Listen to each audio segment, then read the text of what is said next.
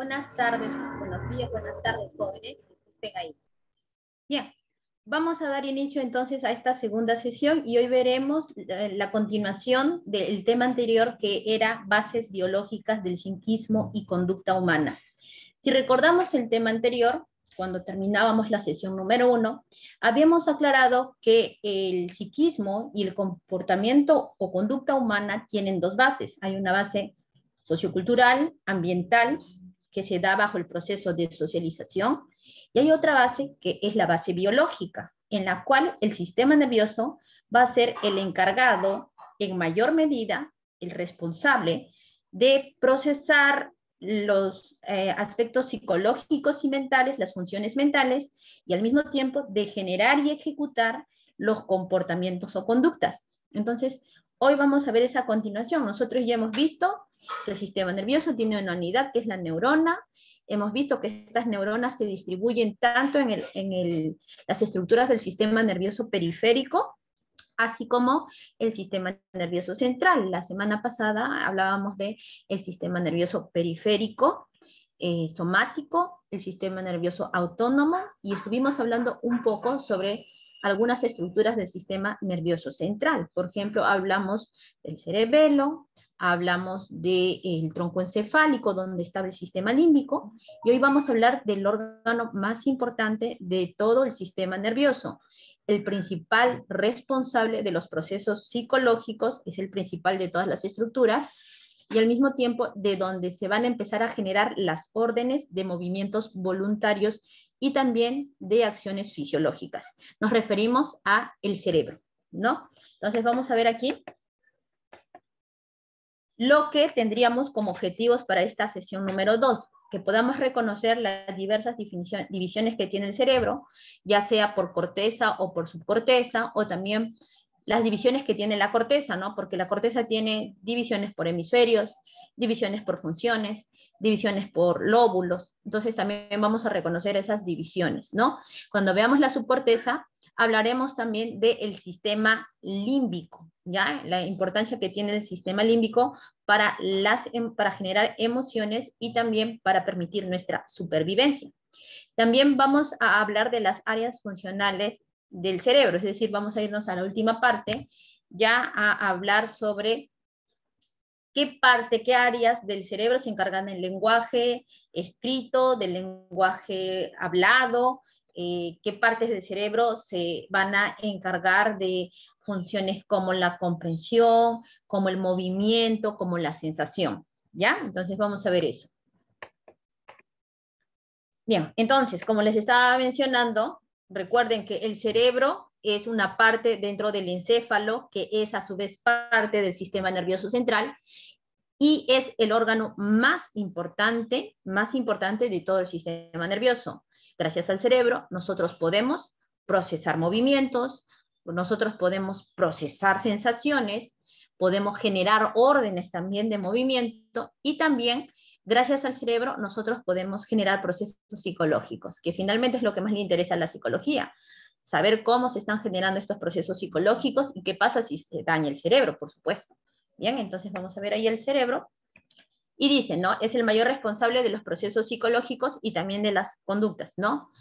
En él se procesa la información tanto externa como interna, ¿no? Ahí está. Sobre todo a través, por lo menos en un primer plano, a través de las sensaciones. ¿Está bien?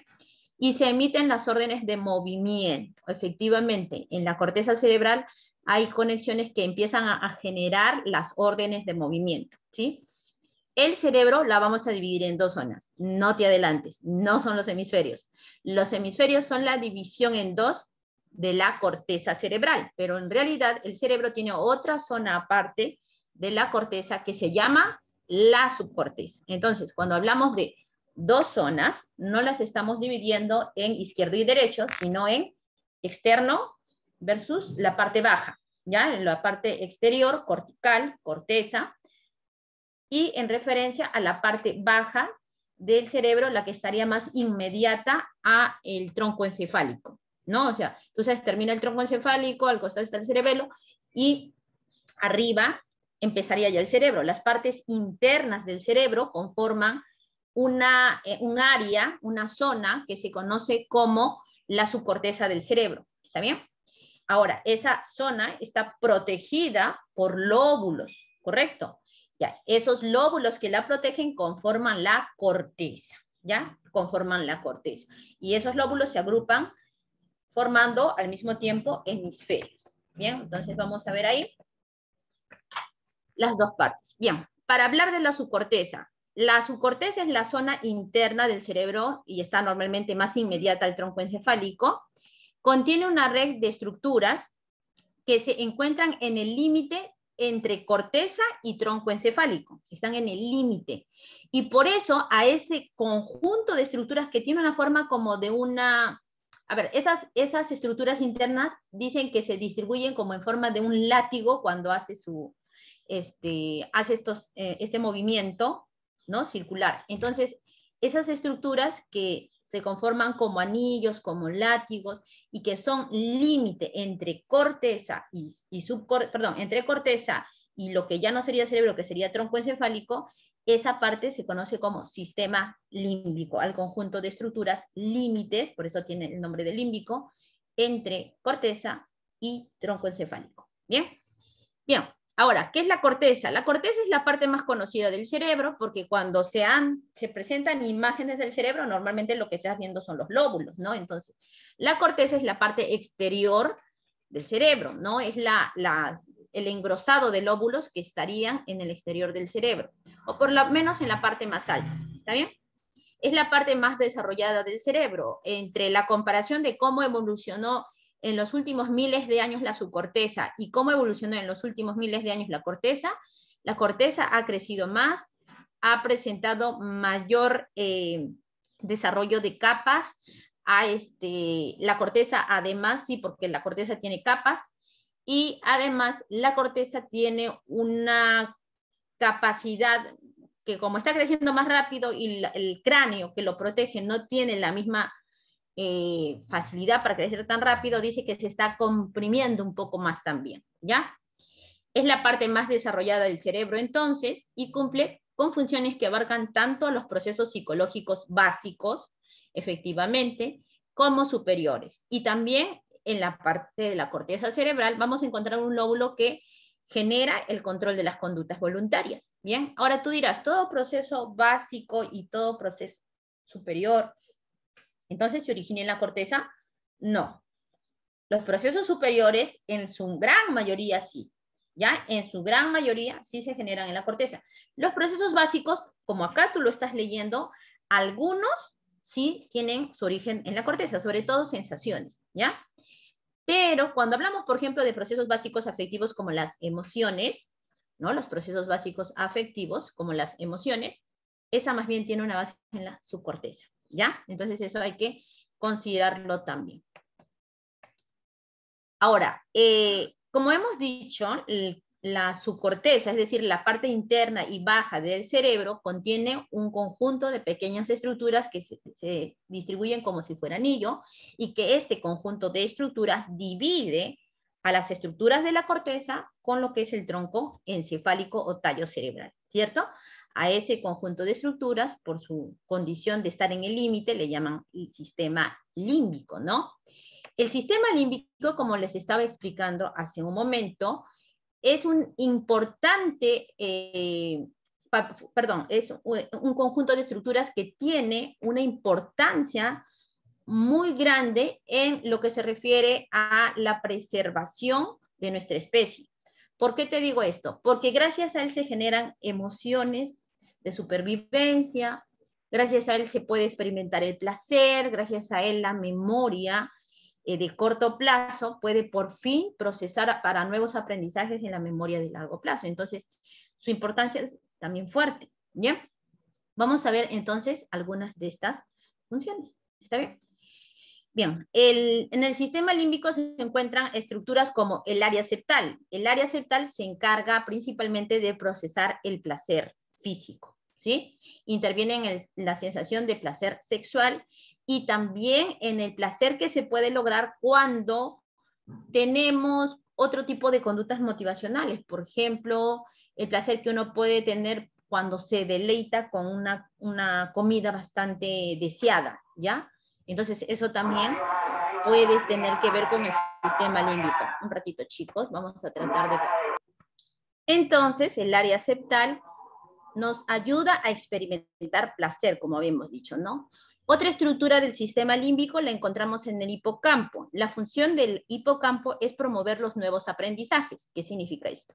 Es decir, que ayuda a que la memoria que tiene la memoria de corto plazo pueda sostener lo suficiente el contenido para luego transferirla sin problemas a la memoria de largo plazo. Una vez que los contenidos son almacenados en la memoria de largo plazo, la estructura del lóbulo temporal, que ya es parte de la corteza cerebral, y luego te lo voy a decir, es la que va a intervenir.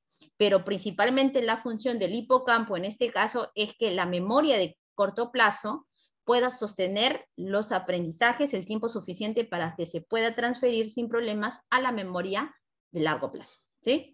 Muy bien. Otra estructura súper importante en la supervivencia es la amígdala. La amígdala cerebral, que normalmente está ubicado detrás de los lóbulos temporales, ¿ya? Es bastante importante en la supervivencia porque procesa información de emociones que son necesarias para la defensa o el ataque ante el peligro de una persona, de un individuo, de una especie. ¿Está bien? Entonces nos genera emociones como miedo, que nos harán huir ante situaciones de peligro o que pongan en riesgo nuestra vida, y también nos ayudarán a enfrentar situaciones. Por ejemplo, puede promover la ira, ¿ya? Puede promover la ira. Cuando uno experimenta ira, puede inhibir el dolor un poco, puede generar mayor actividad, es decir, mayor fuerza, y eso es bastante importante en la defensa de uno mismo o de su especie, ¿no? Por eso es que dicen que la amígdala por muchos siglos probablemente fue una de las estructuras que nos permitió mantenernos vivos, bueno, sobre todo cuando teníamos más la condición de seres primitivos, ¿sí? Miedo, ira. Y también otra estructura de la amígdala es la memoria emocional. Esta memoria emocional es súper importante cuando se refiere, por ejemplo, a las funciones implicadas en el condicionamiento clásico, ¿ya? Porque en el condicionamiento clásico no solamente se condicionan reflejos, se pueden condicionar también emociones. Por ejemplo, ¿te acuerdas del pequeño Alberto, al cual John Watson con Rosalie Reiner condicionaron? A él lo condicionan a una emoción, ¿no? Al miedo. Por eso es que dicen que adquiría fobias. Es decir, para que se entienda, la amígdala nos genera el que podamos aprender a temer, aprender a emocionarnos con alegría, etcétera, ante estímulos que tendríamos que haber procesado en el pasado, ¿sí? En el pasado. Si ahorita, por ejemplo, alguien, no sé, me asalta, ¿ya? Me asalta, al salir de mi casa, lo que mi amígdala haría la siguiente vez que yo salga de mi casa es generar cierto grado de tensión, porque estoy enfrentando otra vez al estímulo, que es la puerta de mi casa, lo estoy apareando o asociando con este otro estímulo que es el asalto. ¿Y esto para qué me va a servir? Me va a servir para que esté más alerta esta vez, ¿no? Me va a servir para que de pronto pueda tomar luego, gracias a la corteza cerebral, algunas medidas de seguridad. Entonces, por eso es tan importante también el aprendizaje de la memoria emocional, ¿ya? Porque condiciona ciertas emociones ligadas también a los aprendizajes emocionales, afectivos o de condicionamiento clásico, ¿sí? Bien, otra de las estructuras sería el hipotálamo. El hipotálamo es una estructura bastante importante dentro de todo el organismo, no solamente dentro de la subcorteza. El hipotálamo es un regulador del sistema endocrino, pues tiene la capacidad de estimular a la glándula maestra llamada hipófisis. ¿Está bien? Esta glándula hipófisis también puede estimular a otras glándulas más allá de eso. Entonces, por eso el hipotálamo es un activador indirecto de todo el sistema endocrino. Además, gracias al hipotálamo, nosotros podemos lograr la homeostasis, ya que tiene la capacidad también de regular a los dos grandes sistemas del sistema nervioso autónomo, es decir, al sistema nervioso simpático y al sistema nervioso parasimpático. Entonces, por eso el hipotálamo es por mucho probablemente la estructura más importante de la subcorteza cerebral, ¿sí?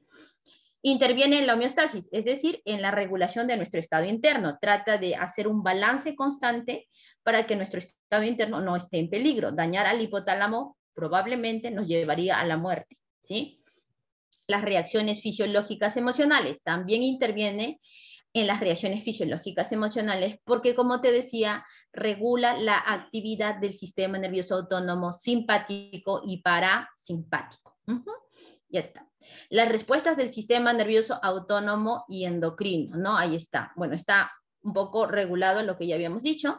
Y las necesidades biológicas. Gracias al hipotálamo podemos procesar senestésicamente, tener sensaciones senestésicas como el hambre, como la sed, como el sueño, etcétera. Incluso como las necesidades de sexo, por si acaso.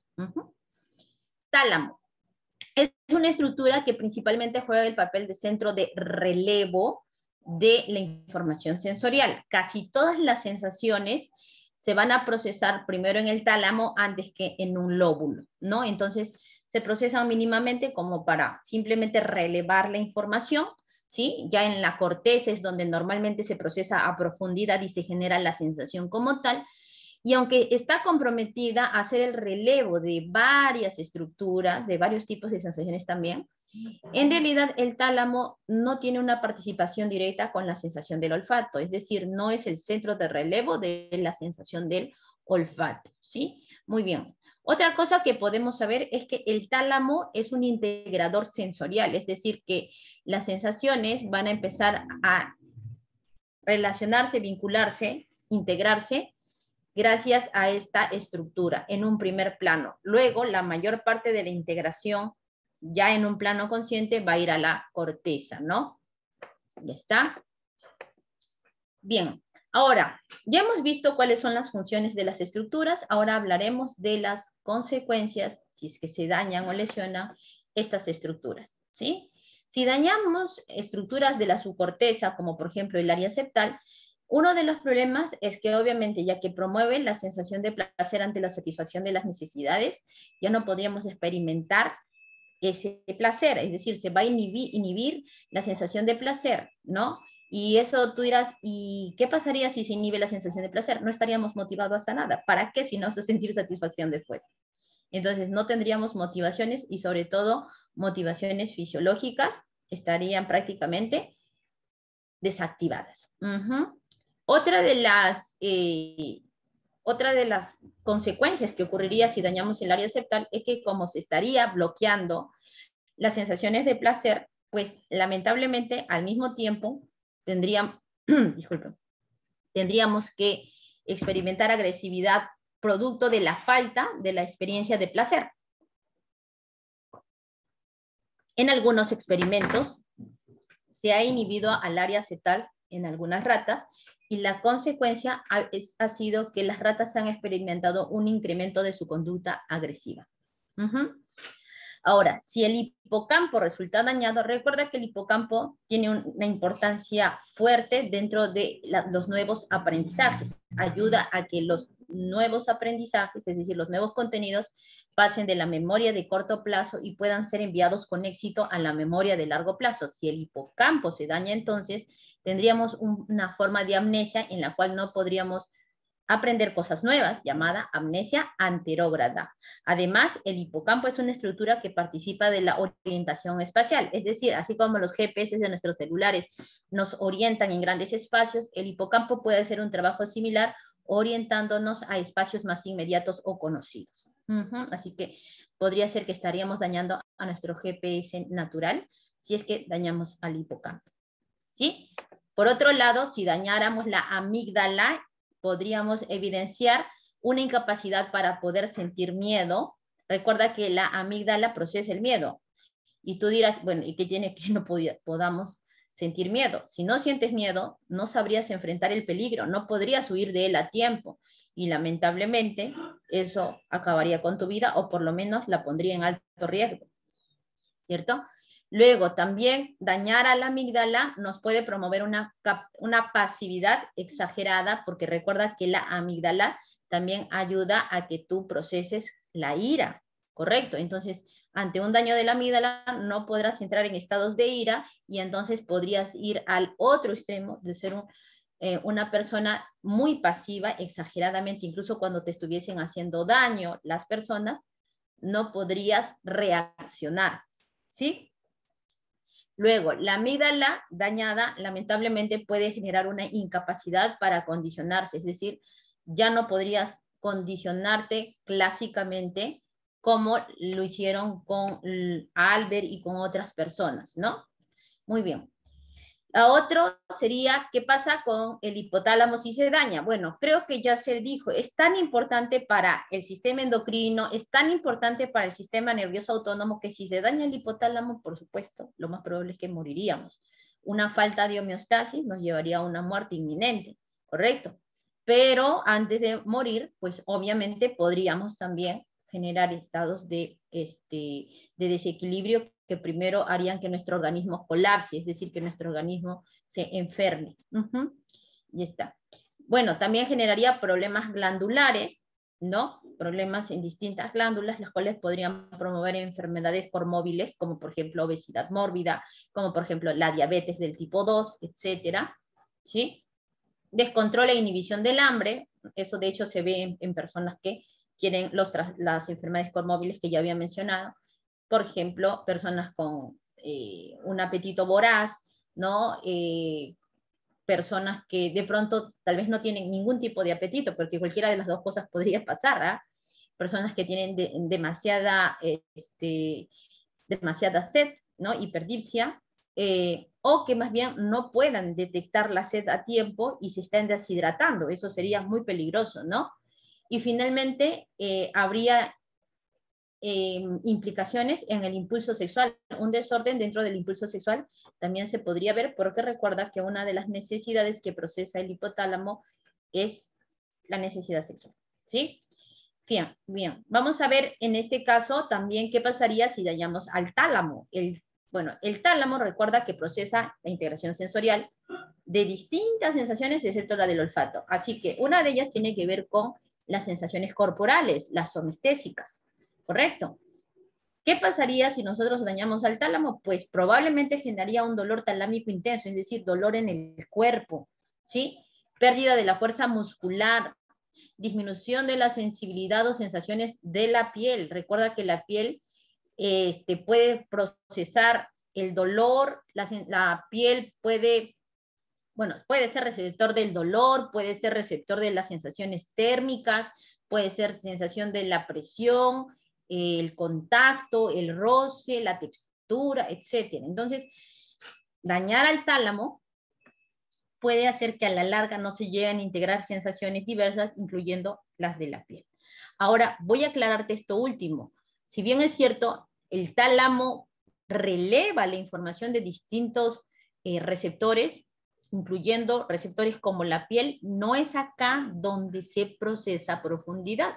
Para eso están las estructuras lobulares de la corteza cerebral, ¿ya? Entonces, quería aclarar eso para que luego cuando veamos lóbulos no tengamos ningún tipo de confusión, ¿está bien? De confusión.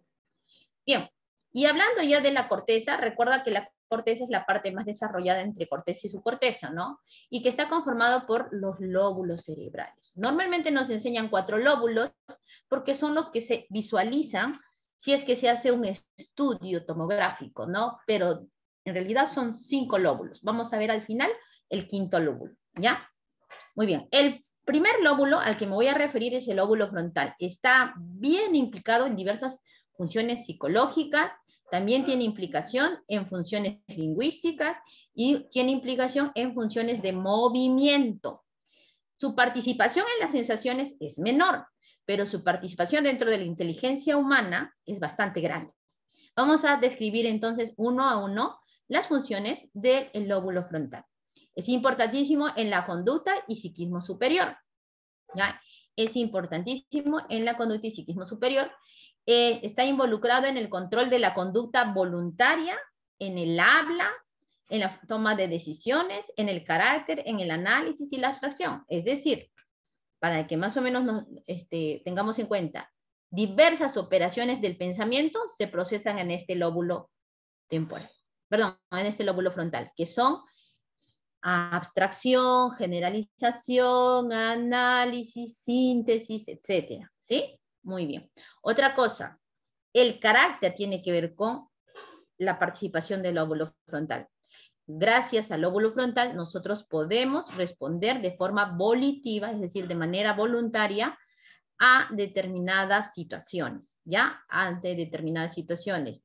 La moral, la ética, el comportamiento ético que tengamos se vería afectada si dañamos al lóbulo frontal. Eso pasó con un señor llamado Phineas Cash, cuyo una varilla de metal perforó su lóbulo frontal justamente en áreas que competían al carácter y lamentablemente, aunque Phineas Cash sobrevivió a este gravísimo accidente, su moral se vio gravemente afectada. Su comportamiento ético era irreconocible al cual había sido antes del, en este caso, antes de sufrir dicha lesión. Bien. También dice que tiene que ver con el habla, y eso es cierto. Tiene un gran compromiso con el habla porque el lóbulo frontal tiene muy cerca de lo que sería la cisura de Rolando, tiene una estructura que se conoce con el nombre de área de Broca. Esa estructura tiene que ver con la articulación de los órganos de fonación durante el acto de hablar. Muy bien. Otro aspecto del lóbulo frontal es el papel que tiene dentro del psiquismo superior, es decir, dentro de aquellas funciones que están implicadas en la inteligencia humana, ¿no? Por ejemplo, la capacidad que tenemos de tomar decisiones analizando pros y contras es gracias al lóbulo frontal, ¿sí?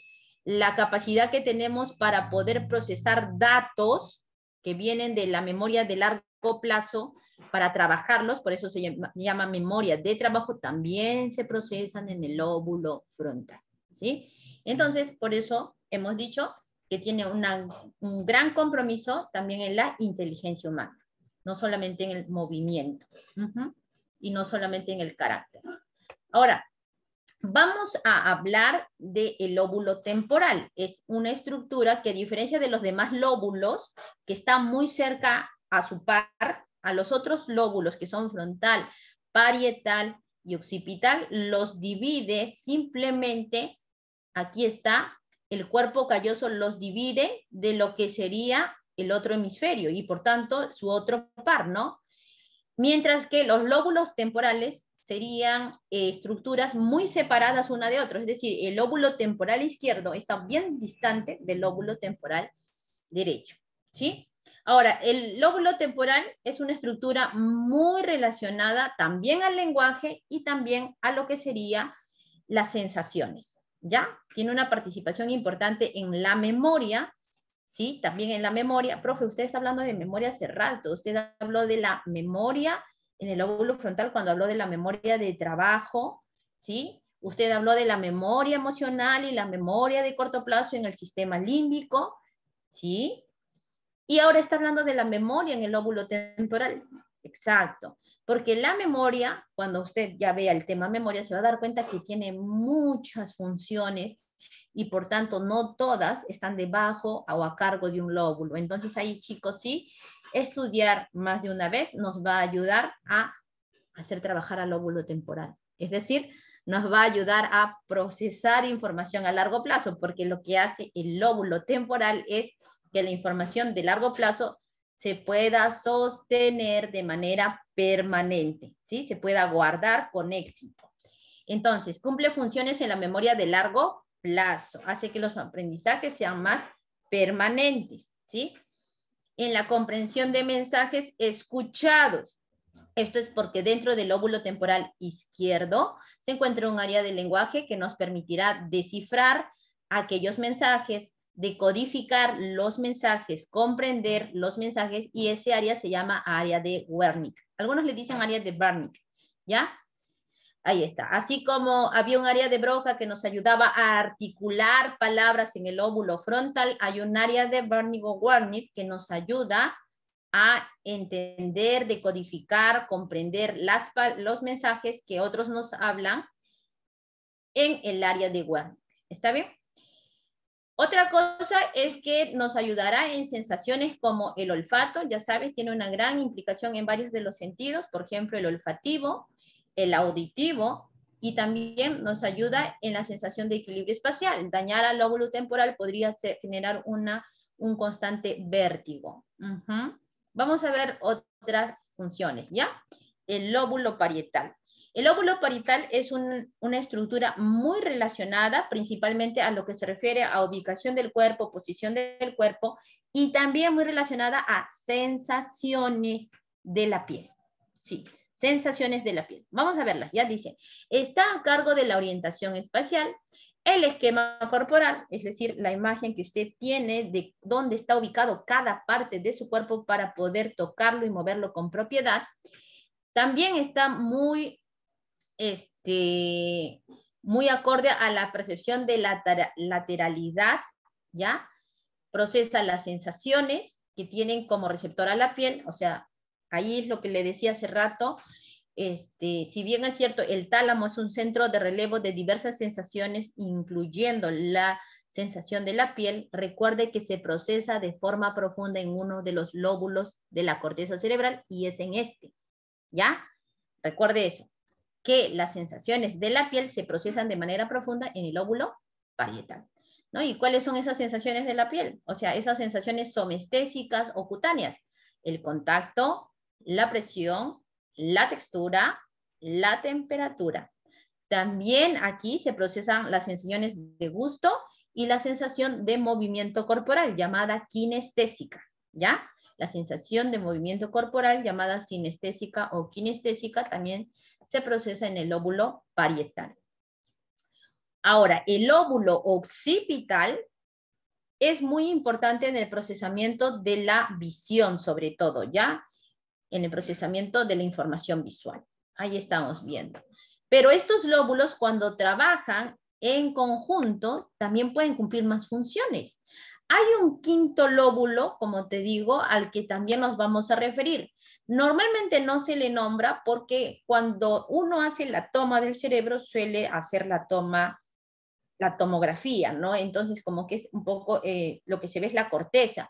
Pero debajo de la cisura de Silvio, que es la cisura que divide al lóbulo temporal del parietal y también del frontal, debajo de esta cisura va a formarse este lóbulo llamado insular, es decir, un lóbulo de la ínsula. Mira, aquí estamos viéndolo. Esta sería la cisura de Silvio, le llaman aquí la cisura lateral también a esta cisura. La cisura de Silvio divide al lóbulo temporal, este de acá, del frontal y del parietal. Y debajo de esta cisura, en las profundidades de esta cisura, se encontraría ese lóbulo insular. Es considerada el quinto lóbulo y esta estructura se ubica en la profundidad de la cisura de Silvio, es decir, sí es parte de la corteza cerebral, pero no se encuentra en la neocorteza, porque la corteza, creo que lo dije hace rato, tiene capas, ¿ya? La capa más exteriorizada de la corteza se conoce como neocorteza, pero existe también una mesocorteza. En la mesocorteza, que es la parte más profunda de esta cisura, es donde se está formando ese quinto lóbulo, ¿sí? Esta estructura se ubica en la profundidad de la cisura de Silvio y participa en la interpretación de nuestras sensaciones viscerales. ¿Cuáles son nuestras sensaciones viscerales? Las que normalmente vamos a sentir o bien ante estados de homeostasis, recuerda el trabajo del hipotálamo, o bien ante, por ejemplo, las emociones. También uno tiene sensaciones viscerales cuando está emocionado, por si acaso, ¿no? Por ejemplo, ¿tú has sentido que tu cara se pone roja cuando de pronto estás con vergüenza? ¿No? Esa es una sensación visceral, por si acaso. Ese que sentir que la cara te quema, que está caliente por la vergüenza, ¿no? Etcétera, ¿ya? O como sentimos que nuestra respiración como que es insuficiente cuando estamos enojados. ¿Ya? Entonces, en ese caso, hay sensaciones viscerales también. Muy bien. Otras sensaciones viscerales, bueno, pueden ser las sensaciones de dolor que a veces tenemos cuando de pronto tenemos una apendicitis o un cólico e incluso una sensación visceral que las mujeres experimentamos muchas veces es la del dolor de la menstruación, de los cólicos menstruales, los primeros días o los previos días al periodo menstrual, ¿no? Interviene en el apetito ¿ya? Intervienen en el apetito, es decir, en cuánto queremos comer y cuánto no, en la conducta de ansiedad y en el estrés postraumático y fobia social, es decir, el que no lidiemos bien con el interactuar con la gente, ¿no? Hay gente que se pone muy ansioso, muy tenso cuando está en la calle, entonces se recluye por eso. Entonces el lóbulo insular interviene principalmente en ese tipo de emociones, en ese tipo de aspectos psicológicos. La ínsula es activada por olores repugnantes, por eso dicen que algunos olores se vinculan a estados de ansiedad también. Y al ver un rostro con expresión de desagrado, también podemos reaccionar cuando una persona está y nosotros decimos, ay, pero ¿por qué pone esa cara? Y nos desagrada, es porque el lóbulo insular también está interviniendo aquí. Bien. Bien. Ahora, viendo ya a las áreas cerebrales. Hemos hablado de los lóbulos y ahora hablaremos de las áreas. Las áreas pueden estar en más de un lóbulo. Normalmente hay un área que puede desplazarse tanto entre un lóbulo como en su lóbulo inmediato. Por ejemplo, hay áreas que comprometen al lóbulo temporal y al lóbulo parietal también, áreas internas, ¿ya? Hay otras áreas que pueden estar en solo una parte de uno de los lóbulos. Eso pasa, por ejemplo, con las áreas del movimiento, que solamente están ubicados en una parte del lóbulo frontal. O con las áreas de la inteligencia de la memoria de trabajo. Están en una parte del lóbulo frontal, ¿sí? Entonces vamos a ver ahora el estudio de las áreas, ¿no? Que como te digo, no son parte específica de un lóbulo porque pueden estar en una partecita nada más o pueden estar distribuidas en más de un lóbulo. Por ejemplo, hablando de áreas, las áreas sensoriales. Hemos visto cómo los lóbulos procesan distintas sensaciones, de acuerdo a ello, ¿no? Por ejemplo, el lóbulo parietal recuerda que procesa al gusto, procesa la piel, todo lo que es somestésico, todo lo que es somatosensorial también le llaman, o sensitivo, la piel lo tiene, ¿no? Entonces, lo que procesa el lóbulo parietal sería sensaciones de la piel, cutáneas también le llaman a estas, sensaciones del gusto, el lóbulo parietal también puede estar interviniendo en sensaciones de orientación espacial, ¿sí? E incluso en el esquema corporal y las sensaciones sinestésicas, ¿no? Ahora, otro lóbulo que hemos mencionado es el lóbulo occipital, que procesa una de las sensaciones más importantes en el ser humano, que es la vista, ¿correcto?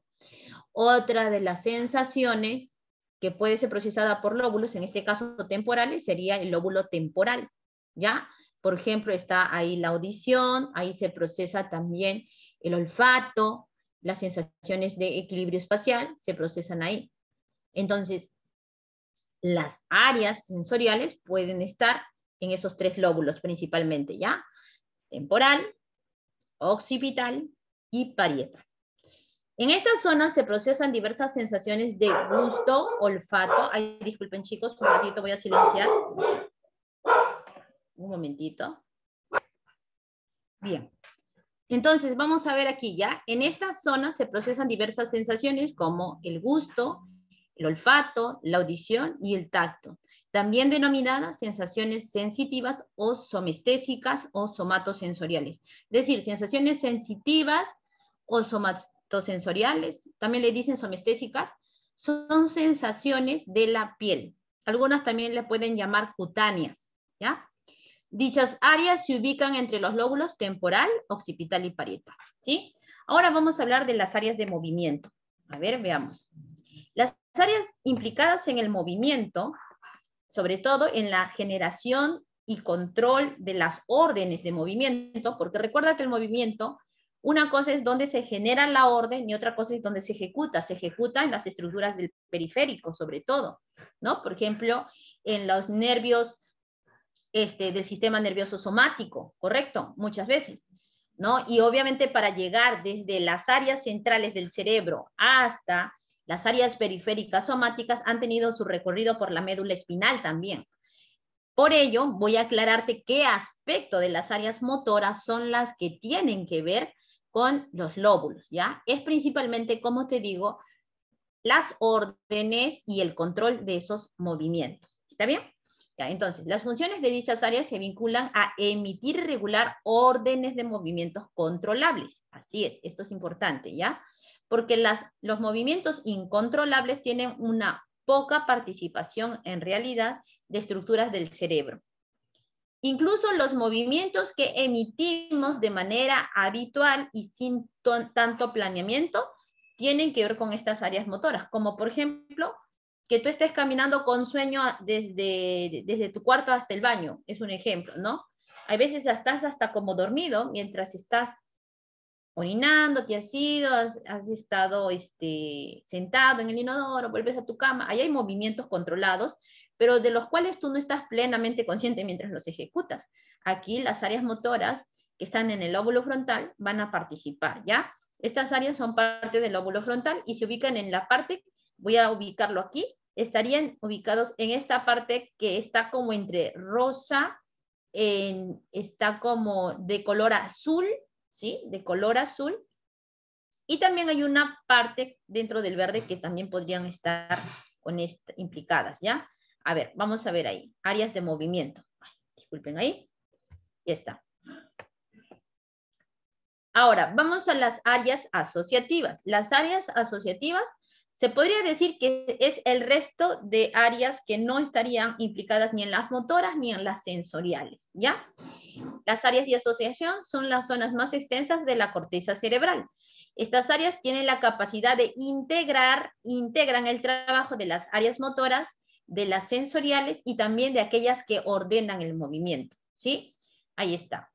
Integran la actividad de las áreas primarias sensoriales y relacionan con áreas motoras, ¿verdad?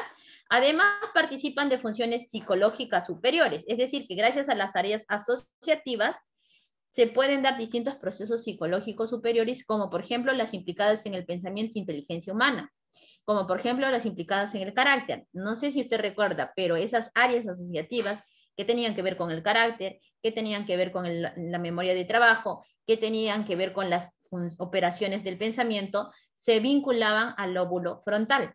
Pero esta vez, ¿a qué parte del lóbulo frontal? No como en el área motora, que está muy cerca de la cisura de Rolando. No, no. Más bien se encuentran más cerca del hueso frontal. Entonces, como se encuentran más cerca de la parte frontal de la cara, se les llama área premotora.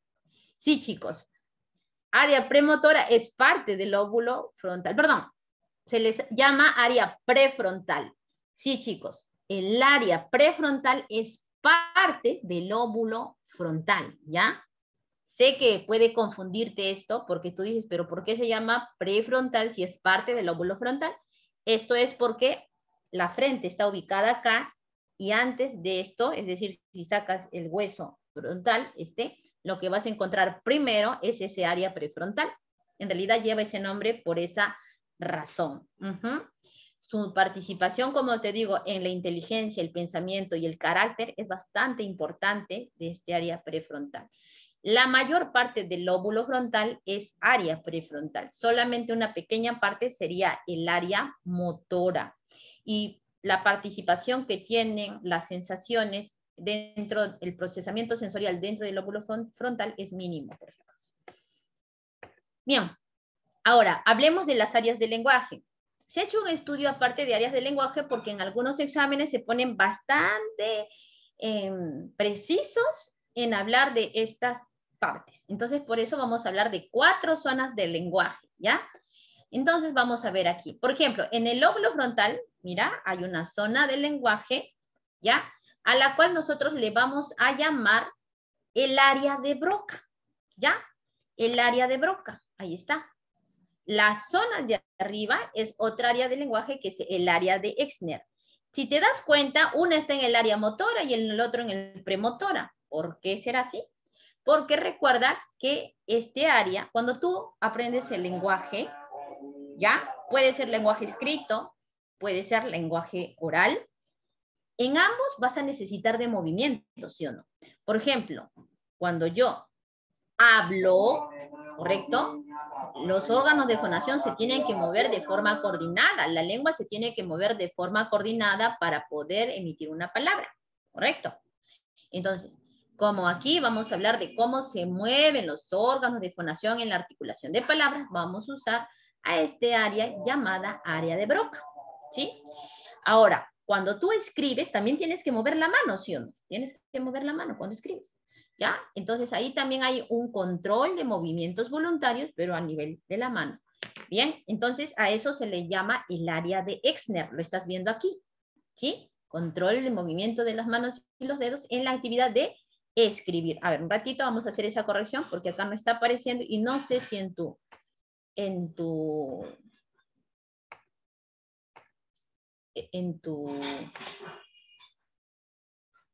boletín aparezca, así que lo vamos a poner ya. Su función primordial es la coordinación y elaboración de mensajes articulados, está muy bien. Movimiento de la mano, de los dedos en la actividad de escribir. No sé si está apareciendo. No, no aparece. Lo vamos a poner ya en la actividad de escribir. Ok. Muy bien. Ahí lo ponemos. Lo grabamos. Y ahora sí. Lo ampliamos. ¿Está bien? Muy bien. Entonces vamos a esperar que aparezca. Disculpen, abrí más. Ahí está, de escribir, sí aparece. Bien, ese es el área de Exner. Lamentablemente, estas áreas también obviamente pueden ser dañadas y eso generar problemas, ¿no? Por ejemplo, un daño en las áreas de Exner podrían generar una agrafia, es decir, la incapacidad para poder escribir porque las estructuras neuronales implicadas en este movimiento controlado estarían atrofiándose, ¿no? Lo mismo puede pasar con el área de Broca. El área de Broca recuerda que interviene también en la articulación y movimientos de los órganos de fonación, es decir, en el habla, ¿correcto? Lamentablemente, ya atrofiar o dañar, lesionar las áreas de Broca también puede llevarte a una afasia motora o también llamada afasia expresiva, ¿ya? Afasia expresiva por daños en el área de Broca y y agrafia por áreas en el área, por daños en el área de Exner. ¿Está bien? Ya está.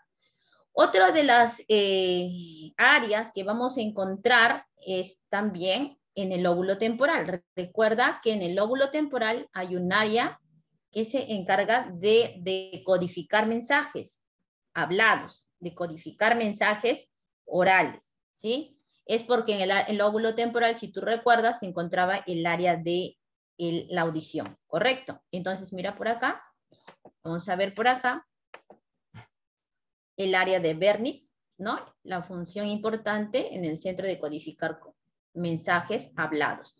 ¿Qué pasaría si dañamos el área de Wernicke? Bueno, también va a generar una afasia, pero esta vez no va a generar una afasia expresiva o motora como cuando dañamos el área de Broca, sino que estaríamos generando una afasia en donde no podríamos entender, descifrar mensajes, ¿correcto? Decodificarlos, interpretar los mensajes hablados, es decir, los mensajes que nosotros tendríamos que descifrar como receptores, en otras palabras, ¿no? En este caso, esa afasia se llama afasia receptiva o comprensiva, ¿ya? Muy bien. Otro área se encuentra en el área de Dejerin. ¿Ya? El área de Dejerin no tiene una ubicación exacta en un lóbulo, algunos dicen que estaría entre el lóbulo parietal, occipital, bueno, sobre todo en el occipital, ahorita vas a ver por qué, y también en el temporal. ¿Qué ocurre en el área de Dejerin? El área de Dejerin lo que hace es integrar información que nosotros usamos durante la comprensión lectora, es decir, durante el acto de leer, ¿ya? Integra e interpreta un texto o mensajes escritos, ¿no? Es un centro importante en la lectoescritura, ¿ya? El área de Dejerin. ¿Qué podría generar daños en el área de Dejerin? Lamentablemente, podría generarse una alexia, es decir, una incapacidad en la lectura adecuada por daños en las áreas neuronales, ¿no? Entonces recuerda que se está generando probablemente si se dañan algunas de estas estructuras, ¿ya? Luego también tenemos las dos áreas de Luria, el área de Luria superior y el área de Luria inferior, ¿sí?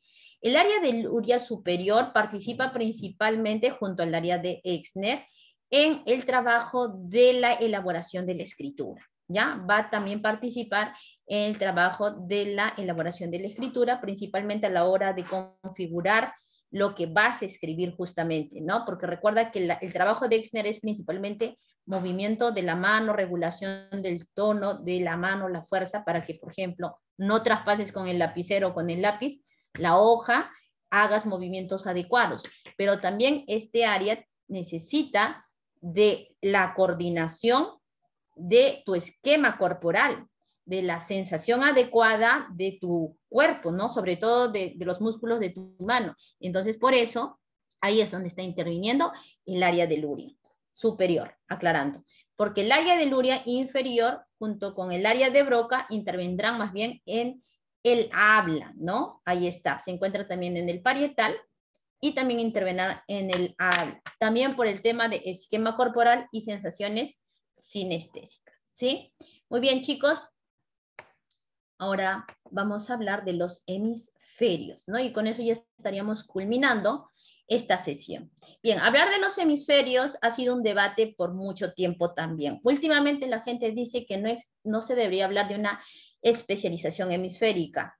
Ya sea si apoyamos esta postura o no, lo cierto es que los hemisferios trabajan de manera muy coordinada. Entonces, más que competencia entre las funciones de uno y otro y cuál es mejor, hay que saber que juntos pueden hacer un gran trabajo en diversas actividades que nosotros realizamos, ¿no? Trabajan de forma muy coordinada ambos hemisferios y están tan conectados unos a otros que cuando se daña un área de los hemisferios existe la posibilidad de que el otro hemisferio pueda asumir las funciones del hemisferio dañado. Recuerda que esa capacidad en la cual las neuronas tienen esa capacidad regenerativa, entre comillas, ¿no? La capacidad de poder asumir funciones más allá de la función programada genéticamente, es lo que podríamos llamar plasticidad cerebral, ¿ya?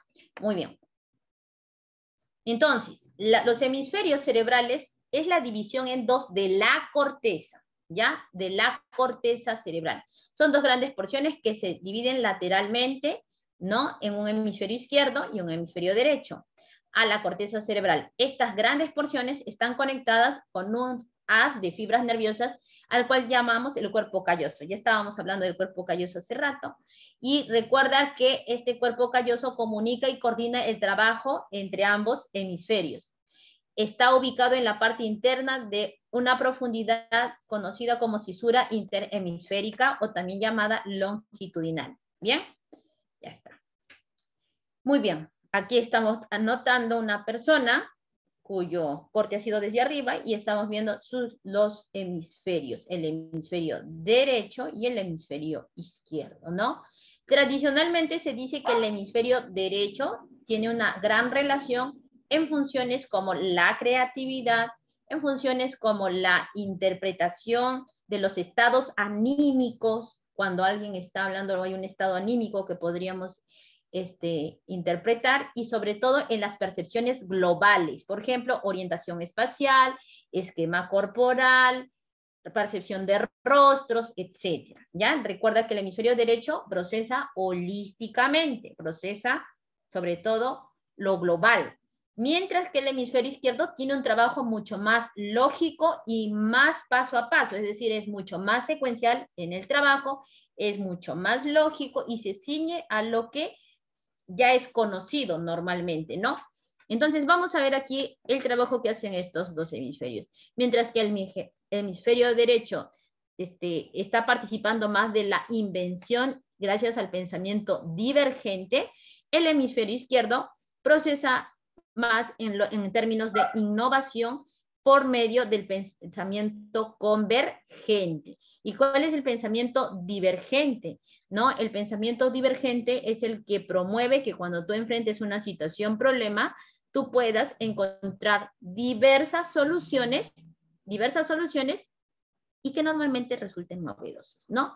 Mientras que el pensamiento convergente lo que hace es promover las soluciones más lógicas, las soluciones más esperadas y las que probablemente han funcionado mejor en el pasado, ¿sí? Ahí está. También tiene que ver, obviamente, con una inteligencia más cultural que, a diferencia del hemisferio derecho, promueve más una inteligencia ejecutiva. Bien, funciones de los hemisferios cerebrales. Son múltiples las funciones, pero vamos a dividirlo básicamente en dos, ¿ya? El hemisferio izquierdo trabaja principalmente funciones lógico-lingüísticas, mientras que el hemisferio derecho trabaja principalmente creatividad no lingüística, sobre todo es la creatividad no lingüística. Entonces, recuerda esas funciones para tratar de agruparlas y que no esforcemos demasiado la memoria, ¿no? Porque recuerda que si no relacionas puede ser un poco más difícil para que luego recuerdes, mira, todo lo que dice aquí. Bien. Entonces, el hemisferio izquierdo es capaz de organizar el lado derecho del cuerpo. ¿Esto qué significa? Que en el hemisferio izquierdo se pueden generar órdenes del movimiento del lado derecho de tu cuerpo, de tu mano derecha, de tu pie derecho. ¿Sí? Eso hace tu hemisferio izquierdo. El hemisferio izquierdo es capaz de usar signos o símbolos, por ejemplo, usa letras, usa números, palabras, para nombrar, describir y definir, ¿ya? Este hemisferio da origen al significante del objeto, es decir, al nombre con el que conocemos normalmente a los objetos, ¿ya? Rangos de la personalidad, es decir, ¿qué pasa si una persona es capaz de tener mayor actividad en el hemisferio izquierdo? A eso se le llaman dominancia cerebral, ¿ya? A eso le vas a llamar dominancia cerebral o hemisférica también le dicen. Algunos le llaman lateralización, ¿ya? Ahora, ¿qué pasa entonces si en tu cerebro, en tu corteza, hay mayor actividad del lado izquierdo del lado derecho? Entonces tu dominancia será izquierda, tu lateralidad, es decir, tu movimiento de cuerpo sería más bien derecho en este caso, que es lo que la mayoría es, porque la mayoría es diestro, ¿sí? Y los rasgos de su psiquismo serían que procesan de forma abstracta, que son capaces de aprender el cálculo numérico con cierta facilidad, que toman el mundo en términos de lenguaje o símbolos, que resultan ser analíticos, es decir, la capacidad de dividir algo en sus partes mentalmente, de ver los detalles, etcétera, ¿sí? Que son temporales, ¿ya? Que tienen una buena ubicación de la orientación temporal, de la orientación temporal, ¿sí? Tiempo y espacio. Que son bastante disciplinados, porque como trabajan las cosas de forma secuencial, entonces necesitan de una disciplina que les ayude a mantener ese orden, ¿ya? Que trabajan de manera lineal, primero un paso, terminan ese paso, luego otro paso y así. Son bastante objetivos, ¿sí? Son reguladores, normativos, ordenados, secuenciales, ¿no?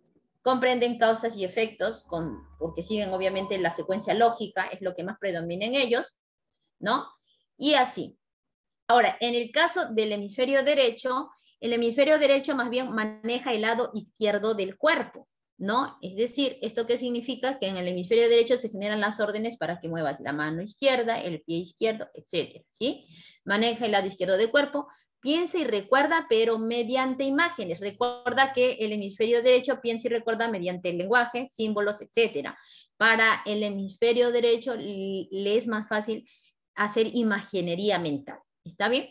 Significados, interpretaciones basados en experiencias y vivencias. Elabora conceptos, si es capaz de elaborar conceptos, ¿no? Sobre todo conceptos bastante elementales o básicos, respaldados por las imágenes, ¿sí? Y aquí se da origen al significado, es decir, al concepto como tal, mientras que recuerda que el significante era como la palabra que representaba y que estaba a cargo del hemisferio izquierdo, ¿sí?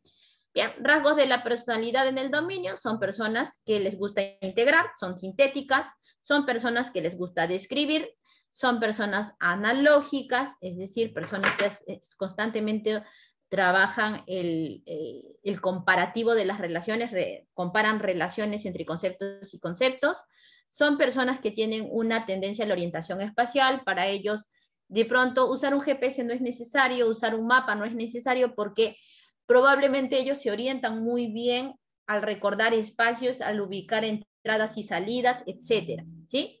Son personas afectivas, son personas apasionadas, son personas imaginativas, ¿no? Trabajan bastante la imaginación y la creatividad, son personas que les encanta la nueva tarea, lo novedoso, ¿sí? El que le cambien las reglas no les perturba demasiado, son personas que trabajan intuitivamente, es decir, que les pueden haber enseñado cómo solucionar un problema, pero ellos siempre van a predominar su criterio en el momento, ¿no? Lo intuitivo.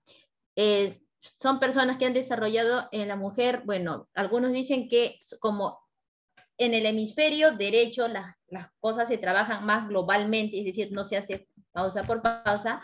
Hay una teoría que dicen que los hombres tienden más a la actividad del hemisferio izquierdo, mientras que las mujeres, que se las reconoce como personas con mayor facilidad a la multitarea, entonces son personas que probablemente tienen más dominancia del hemisferio derecho, ¿sí?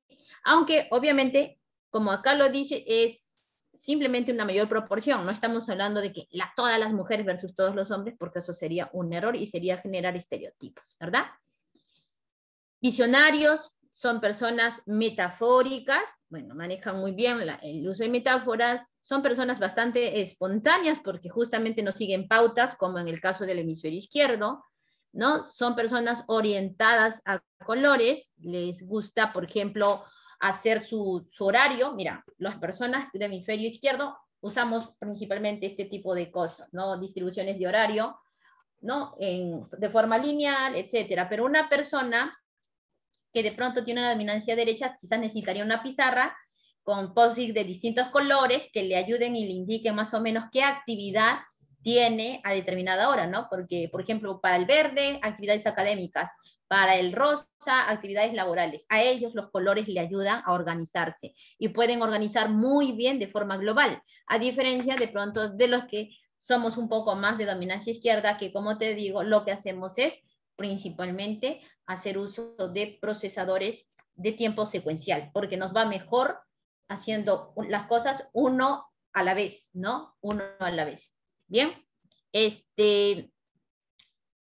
también vamos a ver que son expresivas, son capaces de descifrar los estados anímicos de las personas mientras le hablan, ¿sí? Es porque pueden detectar la prosodia, son personas que como son artísticas, pueden apreciar la música, percibir la música, son personas que pueden percibir de forma clara las formas, ¿ya? Las formas, por ejemplo, la forma del cuerpo, la forma del rostro, etcétera, etcétera, ¿sí? Ya está. Y son personas que trabajan de forma global o holística. Bien, a diferencia del otro, recuerda que más bien trabaja de forma lógica y secuencial. Bien, chicos, más o menos de esta manera podríamos estar resumiendo ello. Recuerda lo que habíamos dicho, que la conexión entre estos dos no es de oposición, es de complemento. Y de hecho, cuando una estructura de uno de los hemisferios resulta dañada, hay una gran posibilidad que la otra estructura par del otro hemisferio pudiese cubrir ciertas funciones de esa estructura dañada o lesionada. Eso se llama plasticidad cerebral, plasticidad neuronal, ¿sí? Muy bien, chicos. Hasta aquí sería este tema. Vamos ahora a compartir contigo lo que sería el solucionario de las dirigidas, ¿ya? A ver, un ratito, chicos.